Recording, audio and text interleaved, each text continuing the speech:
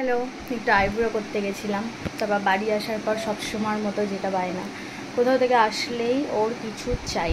আমি কেন খেলনা আনি, মানে ওকে এটা বলে যাই যে বেরাচ্ছি তোমার জন্য কিছু আনবে। তো খাবার দাবার আনলে হবে না, শুধুমাত্র মানে কিছু মানে খেলনাও আনতে হবে। তো সেটা কি সবসময় সম্ভব, আনেনি। তাই সবসময়ের মতো কান্না বায়না।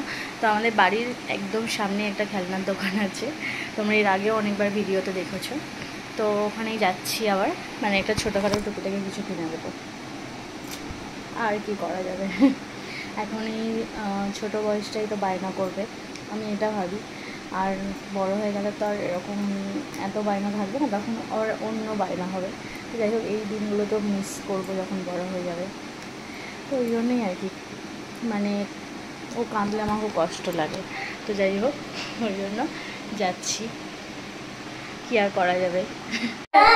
কোথায় যাচ্ছ তুমি? জোরে বলো, জোরে বলো। আরে জোরে বলো, কোথায় যাচ্ছ? এদিকে তাকিয়ে ফোনের দিকে। কেন যাচ্ছ?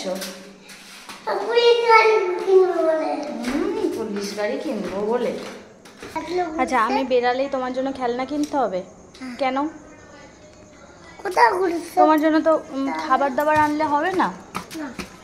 ওদিকে যাই না, ওর পাপার হাত ধরে যাচ্ছে। এই যে, তুমি কোথায় যাচ্ছ? অমিতের দোকানটা আবার কি? সেখানে কি আছে? এদিকে তাকিয়ে বলো। ও, শুধু গাড়ি গাড়ি আছে? আর তুমি কি জন্য যাচ্ছ, কি কিনবে? এদিকে তাকিয়ে বলো, গাইসকে বলো।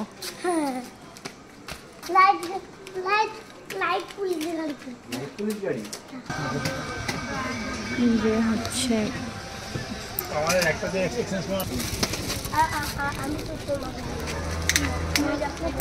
এইটা নেবে বলতে, জেসিপিটা। কতগুলো জেসিপি কিনেছিস তুই? তো বড় ফার্মার হয়ে গেছে, বুঝতে পেরেছি। কম করে 15টা 20টা জেসিপি কেনা হয়ে গেছে পর্যন্ত। আর পুলিশ গাড়ি নেই এখানে। পুলিশ গাড়ি নেই তো, তাই জেসিপিটা নাও। গাড়ি নেই না? ঠিক